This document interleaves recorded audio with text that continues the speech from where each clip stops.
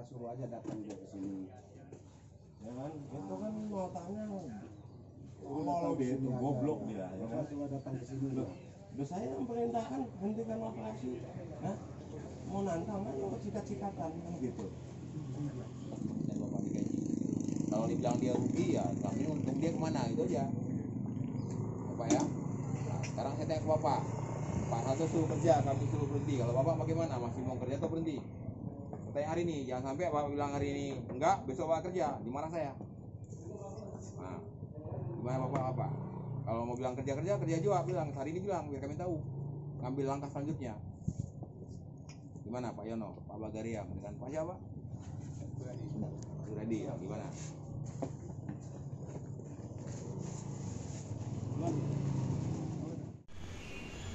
Dari perjalanan perkara ini kan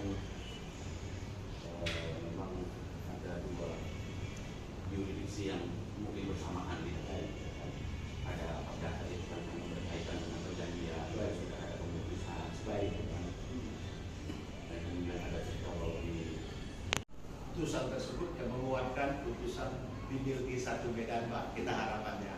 Tapi kalau ternyata persidangan kayak gitu kira-kira, Pak. Nah itu kegembiraan bagi kita bahwa internal Puskopat yang itu saya kan kunjungan kami kedua atau ketiga setelah perkara atas laporan pengaduan yang kami sampaikan terhadap Kolonel Infanteri Igit Dinelogo diperiksa di Pengadilan Tinggi Militer 1, di mana oleh Pengadilan Tinggi Militer 1 perkara yang telah diputus dan terdakwa telah dinyatakan bersalah. Nah, atas putusan bersalah tersebut, terdakwa Kolonel Infanteri Igit Dinelogo telah mengajukan banding ke Pengadilan Militer Utama di Jakarta. Seyogianya kami datang ke Pengadilan Militer Utama untuk menyampaikan keluhan-keluhan korban. Namun karena keterbatasan jarak, kami meminta bantuan melalui Militer Tinggi 1 Medan untuk menyampaikan keluhan-keluhan kami agar Pengadilan Militer Utama di Jakarta memperhatikan apa yang menjadi kerugian dan apa yang menjadi derita dari pelapor Pak Santo Sumono. Di mana tadi terima kasih Kepala Militer Tinggi 1 Medan berkenan menerima kami dan kami telah menyampaikan keluhan-keluhan yang diderita oleh Pak Santo Sumono sebagai korban. Kiranya keluhan-keluhan itu dapat diteruskan oleh Pak Kepala Militer Tinggi 1 Medan ke Militer Utama Jakarta. Kenapa kami harus berulang-ulang menyampaikan keluhan dan derita yang diderita oleh klien kami? Karena sampai dengan hari ini klien kami merasa tidak punya suatu kesalahan apapun dengan Puskopat. Kenapa? Terakhir Puskopkar namanya.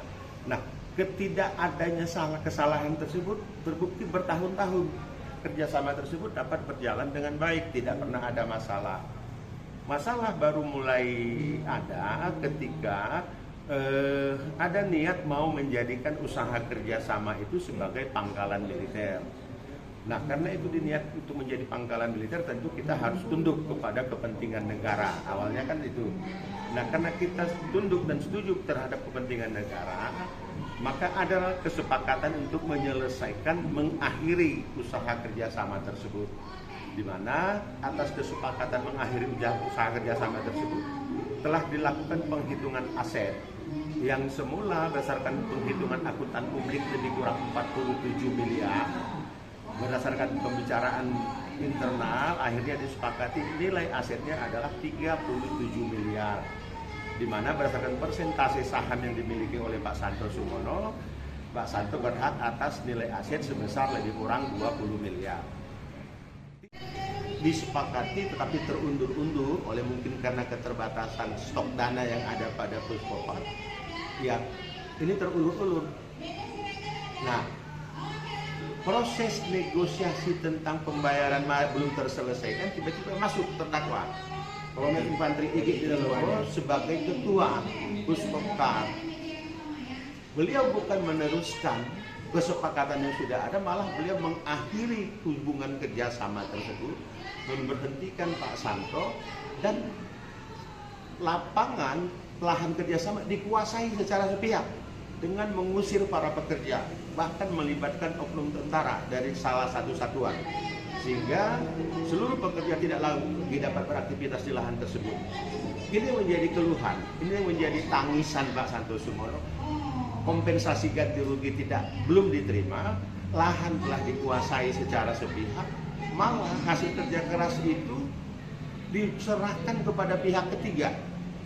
Ada nama Rudi dan Aspin yang hanya tinggal mengambil hasil panen dari apa yang sudah dikerjakan. Tentu ini menjadi tangisan dari Pak Santosomono, sehingga beliau berharap keadilan dapat ditegakkan agar terdakwa yang menurut kita telah menggunakan kekuasaan yang ada padanya secara berlebihan. Karena beliau sebagai ketua Puskopad atau ketua Puskopad telah menggunakan kekuasaan yang ada padanya secara berlebihan dengan menghentikan kerjasama.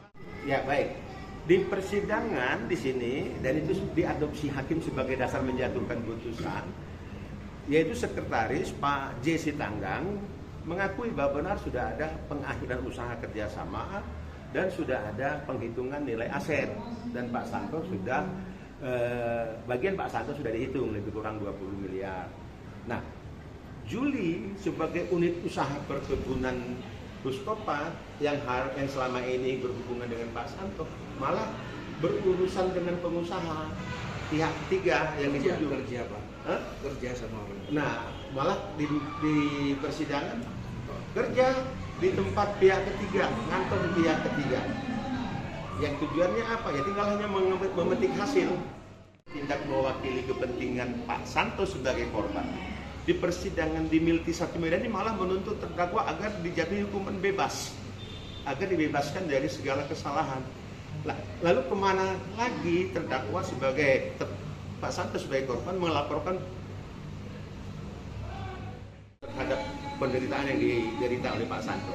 Sehingga berdasarkan keadaan tersebutlah makanya kita berulang-ulang datang kemari ke Dimilti 1 Medan, dan kita bersyukur hari ini diterima Kadimilti 1 Medan untuk mendengar jeritan hati Pak Santosomono sebagai korban. Demikian. Terus dalam sidang itu kan ada 3 Pak, yang satu si Sekumnya itu.